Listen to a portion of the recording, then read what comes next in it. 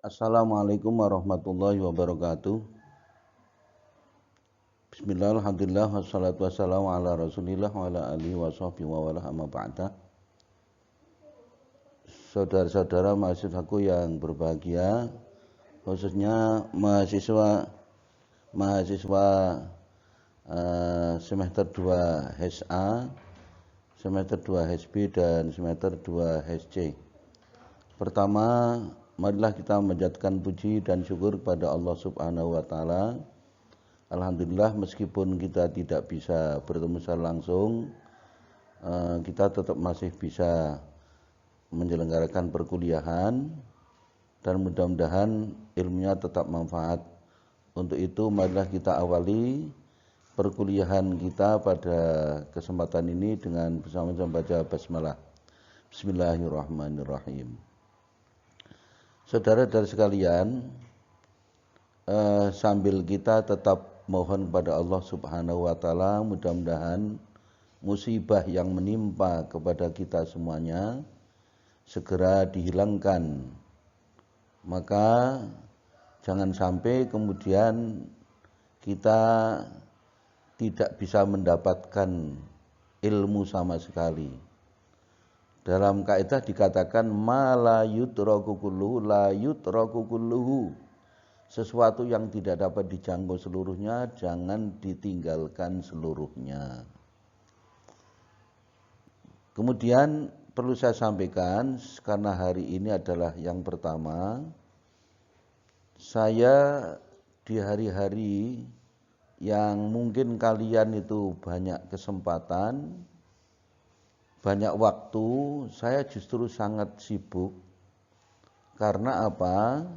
Saya dalam kapasitas sebagai ketua MUI di Kabupaten Banyumas, menghadapi musibah ini saya selalu dilibatkan oleh pemerintah Kabupaten Banyumas, khususnya Bapak Bupati, untuk selalu dimintai nasihat, dimintai saran, dimintai fatwa, sehingga kami harus tetap mengikuti, harus tetap mencari, dan sering sekali yang namanya pertemuan.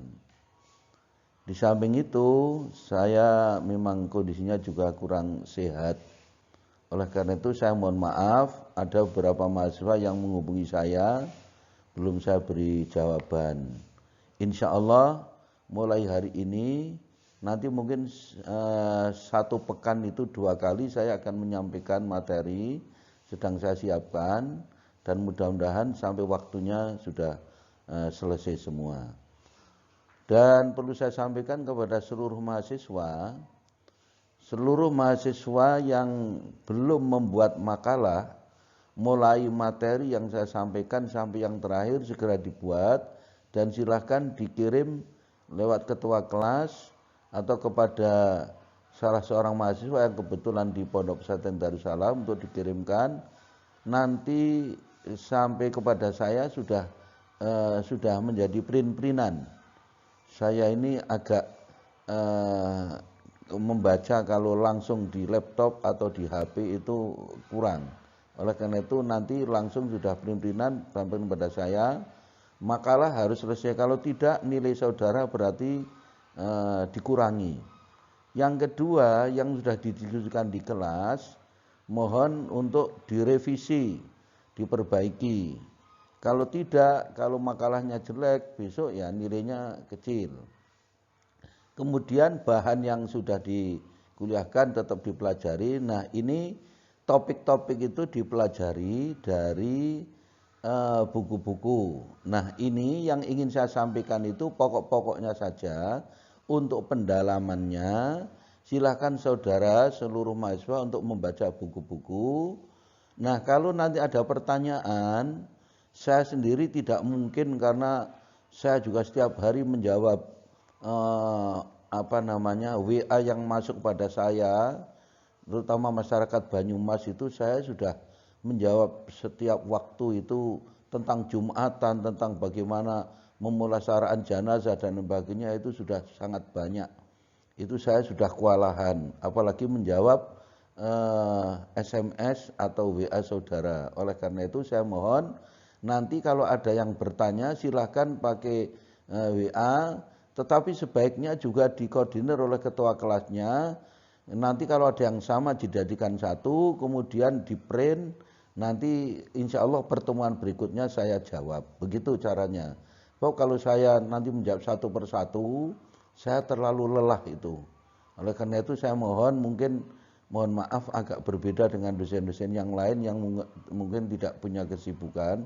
Saya di hari-hari yang justru yang lain itu banyak istirahat, saya ini justru sibuk sekali karena selalu dilibatkan untuk bagaimana menanggulangi tentang penyebaran virus corona atau COVID-19 ini.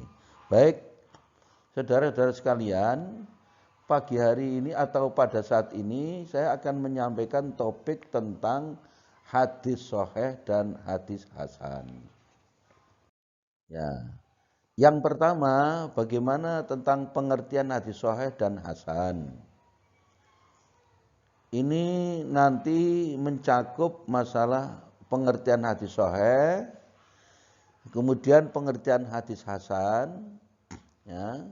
Jadi yang pertama adalah pengertian hadis sahih. Ada dua hal yang pokok. Yang pertama adalah pengertian dari aspek etimologi atau secara lughawi atau secara bahasa, dan yang kedua adalah sahih secara terminologi, secara istilahi. Sahih secara etimologi artinya adalah definisinya atau pengertiannya adalah as-sahihu lughatan huwa diddus saqimi. Saya ulangi, as-sahihu lughatan huwa diddus saqimi. Sahih secara bahasa berarti kebalikan sakit. Jadi kalau ada orang yang sehat, dalam bahasa Indonesia itu orang sakit. Orang Arab mengatakan hadza rajulun shahihun. Ini seorang laki-laki yang sehat. Kalau yang sakit hadza rajulun saqimun. Ini seorang laki-laki yang sakit. Jadi kata-kata sahih kebalikannya adalah sakim. Maka para mahasiswa jangan sekali-kali memberikan nama kok sakim, itu nanti anaknya anaknya itu sakit-sakitan terus itu ya, kurang bagus itu ya. Kemudian yang kedua adalah sahih secara terminologi atau secara istilah. As-sahihu istilahan ma ittasala sanaduhu binak lil'ad lidhabiti an mitlihi ila muntahahu min ghairi syududin wala illatin. Saya ulangi, as-sahihu istilahan ma ittasala sanaduhu binaklil adli dhabiti an mithlihi ila muntahahu min ghairi syududin wala illatin. Sahih menurut istilah adalah hadits yang sanadnya bersambung, diriwayatkan oleh orang yang adil dan dhabit, dari orang yang adil dan dhabit juga, sejak awal sampai akhir sanad, tidak terjadi syadz atau kejanggalan dan tidak ada ilat. Ya, ini definisinya. Nah, sekarang penjelasannya, saudara-saudara sekalian. Bagaimana penjelasan tentang definisi itu?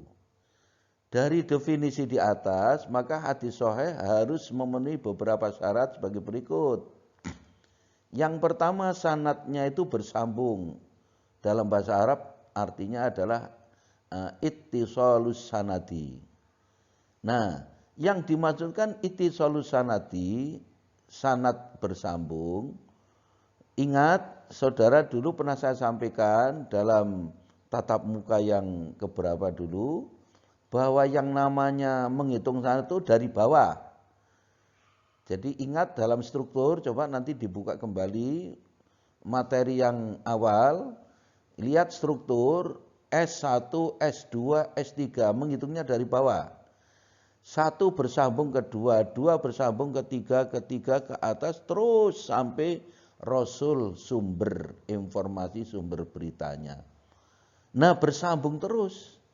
Yang namanya bersambung itu antara rawi satu dengan rawi yang lainnya, dengan gurunya, betul-betul bersambung, ketemu langsung. Dan ingat, pertemuannya itu layak sebagai orang yang dewasa. Yang dimaksudkan itu begini, umpamanya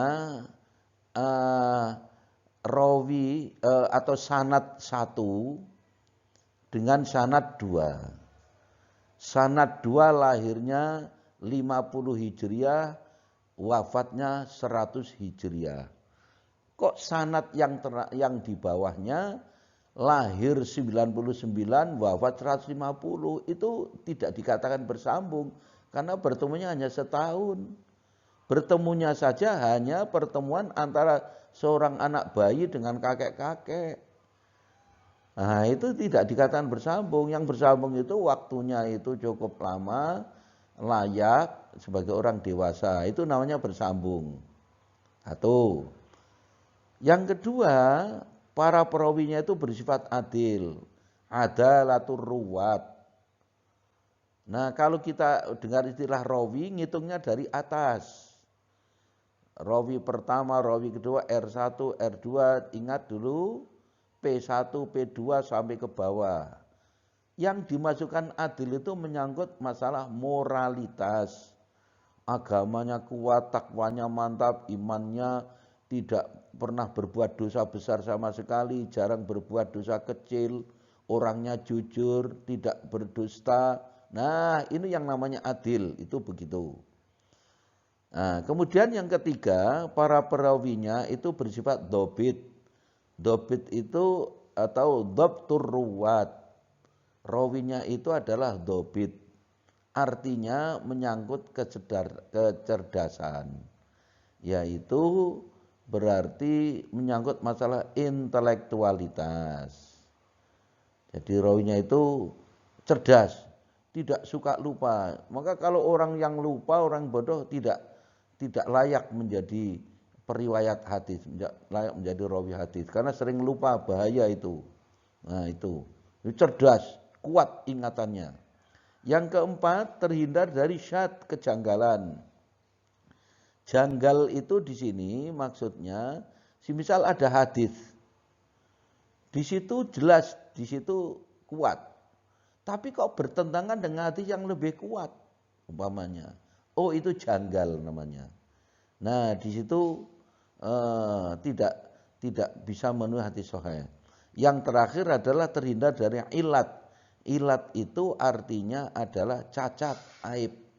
Jadi di dalam hadis itu tidak ada cacat, baik yang ada pada sanad menyangkut rawi-rawinya atau cacat yang ada pada matan. Nah, gitu. Nah, jika hadis itu memenuhi 5 syarat ini, maka dikatakan dengan hadis sahih. Baik kan? Selanjutnya pengertian hadis hasan. Hasan secara etimologi, al-hasanu lughatan wa sighatun musyabbahatun minal hasani bimaknal jamali. Al-hasanu lughatan wa sighatun musyabbahatun minal hasani bimaknal jamali. Hasan secara bahasa merupakan kata sifat yang menyerupai isim fa'il. Jadi saudara kalau belajar sorof, isim fa'il itu kan kalau dari thulathil mujarrad kata-kata fa'ilun, mestinya hasinun. Itu bukan hasinun, maknanya sama dengan hasinun tapi bentuknya tidak, yaitu kata-kata hasan, dari kata-kata al-hasan yang artinya bagus. Jadi hasan itu artinya yang bagus. Nah, sedangkan hasan secara terminologi, al-hasanu istilahan ma ittasala sanaduhu binak lil adli alladhi khaffa dhabtuhu an mithlihi ila muntahahu min ghairi syudzudin wala illatin. Saya ulangi, al-hasanu istilahan ma ittasala sanaduhu binak lilladzi khaffa dhabtuhu an mithlihi ila muntahahu min ghairi syudzudin wala illatin. Hasan cara terminologi adalah hadits yang sanadnya bersambung. Ingat, sanadnya bersambung sama dengan hadits sahih. Diriwayatkan oleh orang yang adil, perawi-perawinya atau periwayatnya adil, sama dengan sahih. Tapi di sini, namun kurang dobit. Ya, jadi kurang dobit. Rawi-rawinya itu ada salah satu rawi atau lebih yang kecerdasannya, tingkat hafalannya itu kurang. Mungkin sering lupa. Ya mohon maaf mungkin agak bodoh sedikit gitu. Sejak awal sampai akhir sanad. Jadi sejak awal dari kalau ingat kalau sanad hitungnya dari bawah lagi. Sampai atas itu ada rawi yang di situ. Satu saja itu sudah tidak bisa dikatakan sahih. Lah kalau sanadnya seluruhnya itu kok tidak dobit, ya itu sangat tidak memenuhi hadis sahih. Tapi orangnya itu adil-adil. Nah, kekurangannya di situ. Jadi sampai akhir sanad tidak terjadi syadz sama dengan tadi sahih atau kejanggalan dan tidak ada ilat. Oleh karena itu, saudara-saudara sekalian, bedanya hadis sahih dengan hadis hasan, dari definisi di atas dapat dipahami bahwa hadis hasan bedanya dengan hadis sahih adalah hanya kekurangan pada derajat nomor 3, yaitu rawinya ada yang kurang dobit. Ingat, hanya pada nomor 3. Bagaimana kalau kekurangannya itu pada nomor 1, nomor 2, 4 dan 5, tentu saja di bawah hasan. Nah, itu nanti masuknya hadits dhaif. Begitu saudara sekalian. Kita lanjutkan sekarang macam-macam hadits sahih dan hasan. Yang pertama tentang macam-macam hadits sahih. Hadits sahih itu dibagi menjadi 2. Ada yang sahih lidzati atau as-sahihu lidzati, artinya sahih dengan sendirinya. Yang kedua namanya sahih li ghairi. As-sahih li ghairi. Yaitu sahih yang kesahihannya itu lantaran didukung oleh hadis lain. Nah, sekarang untuk sahih li ghairi yaitu hadis yang dengan sendirinya telah memenuhi kelima syarat di atas tanpa didukung oleh hadis lain. Jadi kalau saudara menemukan hadis sahih atau hadis yang sanadnya itu dari bawah atau rawi yang terakhir sampai rawi yang pertama, sanad yang pertama sampai sanad yang terakhir rawinya itu adil semua, dobit semua. Di situ tidak ada kejanggalan, di situ tidak ada ilah. Dan juga sanadnya tadi bersambung. Oh, 5 syarat terpenuhi. Meskipun hanya satu jalur itu sudah kuat. Itu namanya sahih li dzati. Artinya sahih dengan sendirinya. Mungkin ada di antara saudara yang mempertanyakan contohnya seperti apa? Lihat saja ke struktur dulu. Al-muslimu akhul muslim, ya. Nah, al-muslimu man salimal muslimun an lisani wa yadihi, itu berdasarkan penelitian itu sahih. Lihat struktur yang dulu pernah saya sampaikan. Nah, itu sudah sahih. Nah, kalau nanti saudara menemukan hadits itu, kok salah satu di antara rawinya kok ada yang tidak kuat hafalannya. Lah itu hadits itu lalu derajatnya menjadi hadits hasan. untuk contoh, saya tunjukkan saja, saudara silahkan membuka kitab Riyadhus Shalihin. Semua mahasiswa saya silahkan untuk membaca kitab hadis Riyadhus Shalihin. Saya tidak akan berikan contoh satu, banyak sekali. Contohnya itu ratusan ribu itu. Jadi kalau ditanyakan contohnya mana, oh bisa ratusan ribu itu. Buka saja kitab Riyadhus Shalihin. Nah, di situ dibaca, kalau nanti di situ kok kemudian berbunyi hadza hadisun shahihun. Shahihun itu berarti sahih. Kalau hasan hasanun. Tapi untuk membuktikan bahwa itu sahih dan hasan memang itu tidak pada S1, belum tingkatannya. Saya baru menyampaikan bagaimana membuktikan hadis itu sahih atau hasan itu pada S2 nanti. Maka saudara-saudara mudah-mudahan nanti setelah S1 lulus bisa meneruskan S2 dan mudah-mudahan saya masih diberi umur panjang bisa ketemu lagi. Nah, itu caranya begitu. Mudah-mudahan saja kalau nanti memang kondisi sudah reda, nanti bisa minimal bertemu sekali lagi, bisa saya jelaskan gambarannya, pengenalan takhrij. Lah itu nanti jelas. Tapi kalau dalam seperti ini membuktikannya ini adil ini susah itu. Nah itu. Tapi bentuk konkretnya bagaimana? Buka kitab Riyadhus Shalihin. Dah itu. Atau Bulughul Maram. Riyadhus Shalihin atau Bulughul Maram. Di situ ada hadza sahihun. Tapi kalau saudara lebih mampu, buka Sahih Bukhari, Sahih Muslim, Sunan Abi Dawud, Sunan Tirmidzi, Sunan Nasai, Ibnu Majah, lebih bagus lagi. Maksud saya lebih mudah. Sekarang yang B, hadis sahih lantaran didukung oleh hadis lain. Itu namanya sahih li ghairi. Yang namanya sahih li ghairi yaitu hadis hasan dengan sendirinya. Jadi begini, kalau nanti ada hadis hasan, yaitu hadis yang ada rawinya itu yang kurang kuat hafalannya, akibatnya hadis itu namanya hadis hasan.